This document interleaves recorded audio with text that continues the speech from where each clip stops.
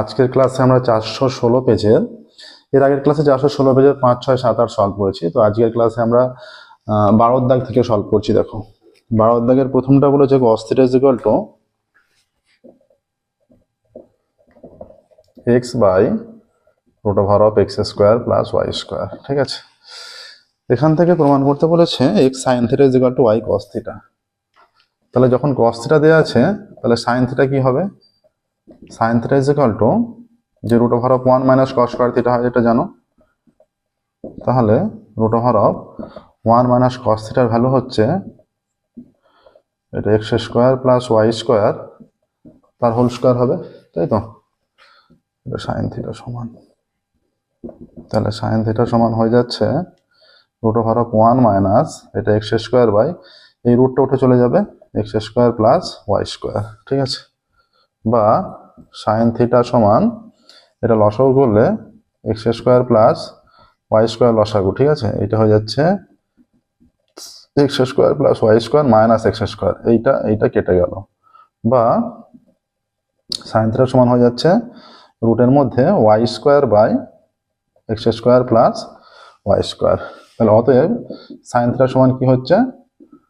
ওপরের এই y²টা y হিসেবে বেরিয়ে যাবে, কিন্তু নিচে তো যেহেতু যোগফল আকারে আছে সেটা যোগফল হিসেবেই থেকে যাবে। ঠিক আছে, এটা তাহলে cos θ থেকে sin θ এর ভ্যালুটা বেরোলো। এবার দেখো বাম পক্ষ x sin θ, বাম পক্ষ সমান x sin θ = x sin θ এর ভ্যালু হচ্ছে y √x² + y²। তার মানে হয়ে যাচ্ছে xy বাই √x² + y²। আচ্ছা, ডান পক্ষ দেখো, ডান পক্ষ আছে y cos θ। তার মানে y cos θ, y এর ভ্যালু আছে, আর cos θ হচ্ছে x বাই √x² + y²। তার মানে xy √x² + y²। বাম পক্ষ থেকে পাওয়া ভ্যালু আর ডান পক্ষ থেকে পাওয়া ভ্যালু ইকুয়াল। অতএব লিখে দেবে যে এখানে শেষে বাম পক্ষ সমান ডান পক্ষ প্রমাণিত। ঠিক আছে, এইটা দেখো 12 দাগের একটা সলভ হলো। নেক্সট দেখো 12 দাগের 2 এ যাচ্ছে। 12 দাগের 2 এর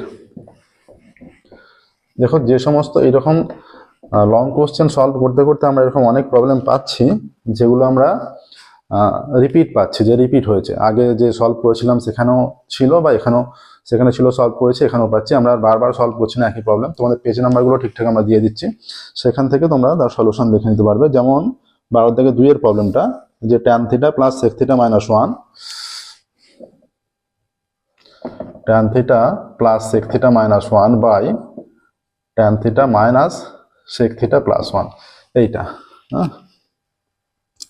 is equal to 1 + sin θ by cos θ। এটা দেখাতে বলেছে। এটা আমরা সলভ করেছি অলরেডি, পেজ 429। পেজ 429-এ এর সলিউশনটা, এর প্রুফটা করে দেওয়া আছে। 12 দাগের 3 এর প্রবলেম দেখবে, 12 দাগের 1, 2, 3 এই প্রবলেমটা, এটা সেম প্রবলেম। ঠিক আছে, ওখানে পড়া আছে, তোমরা পেয়ে যাবে এটা। নেক্সট দেখো 12 দাগের 3 এরটা। এবার এই পেজের 12 দাগের 3 এরটা, এই পেজে 12 দাগের 3 আছে PQ 90 ডিগ্রি দেওয়া আছে, P + Q 90 ডিগ্রি বলা আছে। ঠিক আছে, প্রুফ করতে দিয়েছে যে একটা রুটের মধ্যে sin P by cos Q - sin P cos Q, এইটা হলে sin P by cos Q - sin P cos Q is equal to cos P, এটা দেখাতে বলেছে, তাই তো?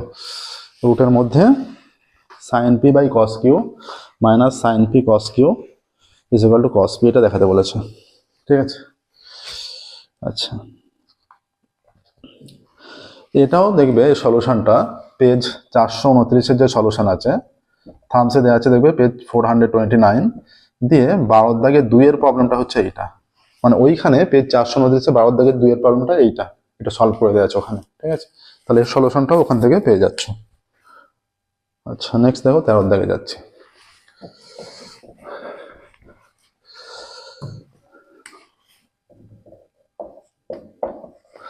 তেরো দাগের 1 9√3 মিটার উঁচু 3তলা বাড়ির ছাদ থেকে দেখলে 30 মিটার দূরে অবস্থিত একটি কারখানার চিমনির উন্নতি কোণ 30 ডিগ্রি হয়।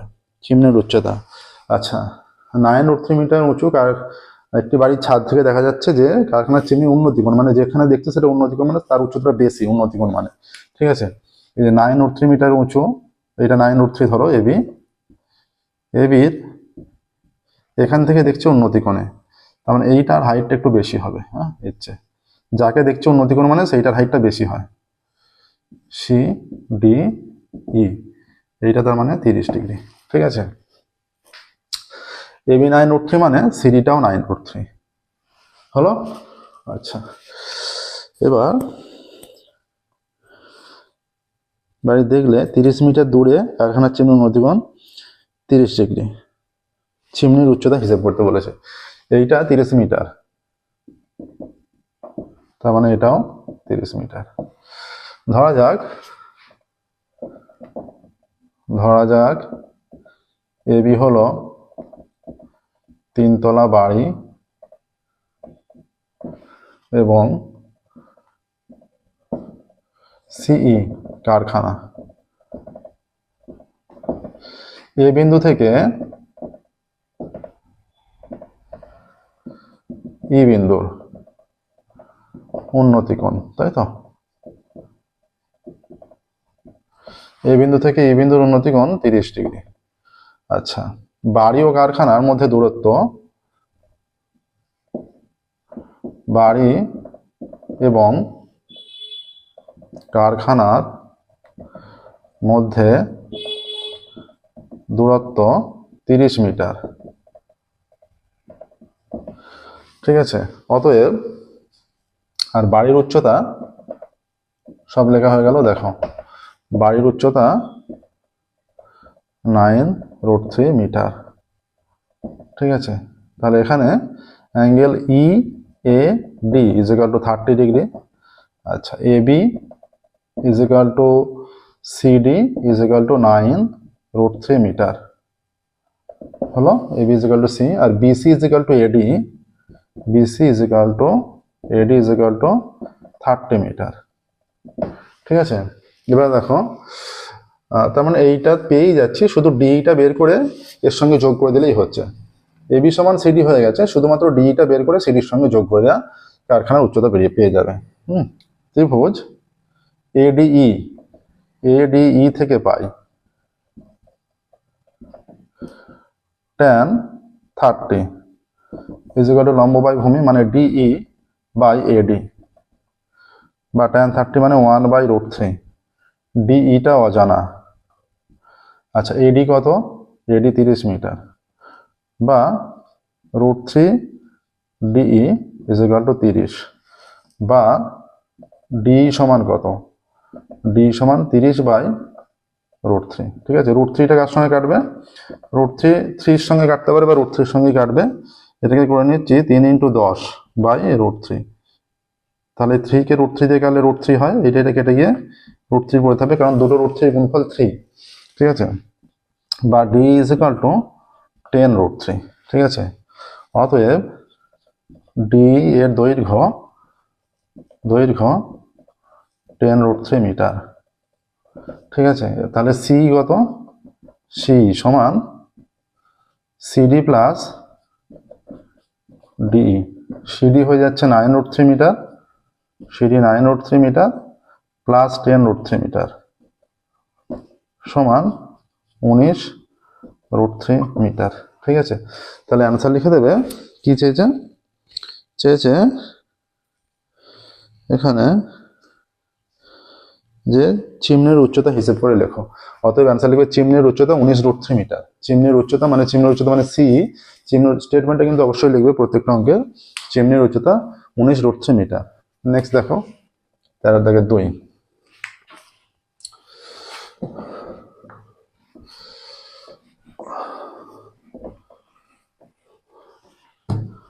বলেছে সূর্যের উন্নতিকোণ 45 ডিগ্রি হলে কোনো সমতলে অবস্থিত একটি স্তম্ভের ছায়ার দৈর্ঘ্য যা হয় উন্নতিকোণ 30 ডিগ্রি হলে ছায়ার দৈর্ঘ্য তার চেয়ে 60 মিটার বেশি হয় স্তম্ভের উচ্চতা।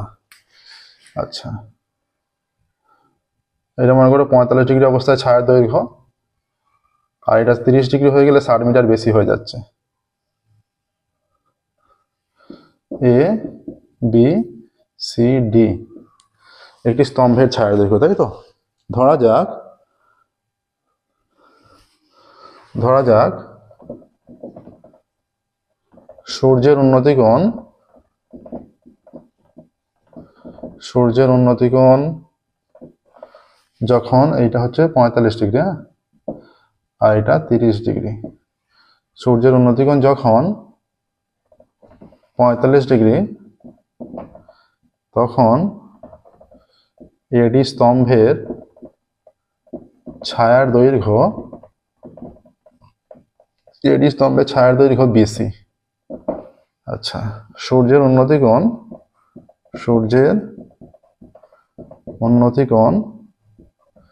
30 ডিগ্রি হলে ছায়ার দৈর্ঘ্য 60 মিটার বেশি হয়, 60 মিটার বেশি হয়। ঠিক আছে, অতএব কোণ এ সি বি সমান 45 ডিগ্রি। অতএব কোণ A C B is equal to 45 degree, আর কোণ এ ডি বি সমান 30 ডিগ্রি, আর CD is equal to 60 metre.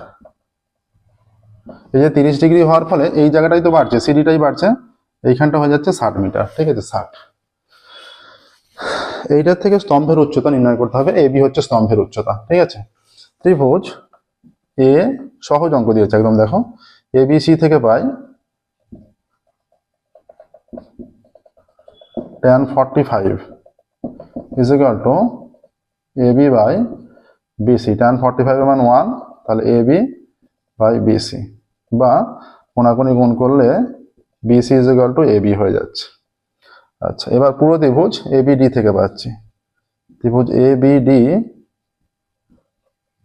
থেকে পাই tan 30 is equal to AB by BD। ঠিক আছে, tan 30 মানে 1/√3 ABটা আমরা AB রাখছি, আর BDটাকে রাখছি BC প্লাস সিডিতে ভেঙে দিচ্ছি, বা 1/√3 is equal to AB by BC মানে হচ্ছে AB, এই যে BC সমান আমরা AB দেখিয়ে নিয়েছি, সেটাই পুট করছি, হ্যাঁ, প্লাস সিডি মানে 60, কোনাকুনি গুণ করছি, AB plus 60 is equal to √3 AB। AB গুলোকে যদি একদিকে নিয়ে নিই, √3 AB মাইনাস এবি, মনে করো এটাকে ওদিকে নিয়ে গেলাম, সেটাকে আগে লিখছে, ইজ ইকুয়াল টু 60 হলো।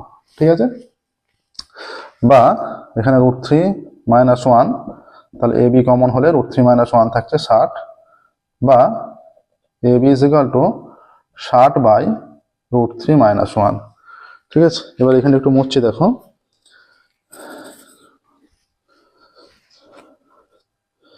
এখানে রুট আগে রাখা যাবে। যদি কোনো অঙ্কে দেখো যে √3 ভ্যালু বলা আছে, কি √2 ভ্যালু বলা আছে, সেইটা কিন্তু সেই অঙ্কে পুট করতে হবে। মাধ্যমিক কোশ্চেন দেখবে ভালো করে, যে এই হাইট অ্যান্ড ডিস্টেন্সের অঙ্ক যেখানে দিয়েছে √3 ভ্যালু বা √2 ভ্যালু কোশ্চেনের শেষে দিয়েছে কি, যদি দেয়া থাকে সেই ভ্যালুটা পুট করতে হবে, যদি না দেয়া থাকে না পুট করলে অসুবিধা নেই। বা AB is equal to √3 plus 1 দিয়ে ওপর নিচে গুণ করবো কনিউশন করার জন্য, √3 প্লাস 1, এখানে √3 মাইনাস 1 ইন্টু √3 প্লাস 1, বা এবি সমান 60 ইন্টু √3 প্লাস 1, এইটা হয়ে যাচ্ছে √3 স্কোয়ার মাইনাস 1 স্কোয়ার, বা এবি সমান 60 into √3 plus 1, √3 square 3 minus 1 square 1। ঠিক আছে, আচ্ছা, বা AB is equal to 60 into √3 plus 1 by 2 কেটে গেল 30, বা AB is equal to 30 into √3 plus 1। √3 value put করলে 1.732, তাহলে 2.732 ইন্টু √3 30, সেটা হবে একটু গুণ করে বা একে রাখলেও কোনো অসুবিধা নেই। অতএব স্তম্ভের উচ্চতা 30 ইন্টু √3 + 1 এত মিটার। ঠিক আছে, দেখো কেউ চাইলে √3 ভ্যালু পুট করতে পারো, তাহলে গুণ করে দেখে দিতে হবে।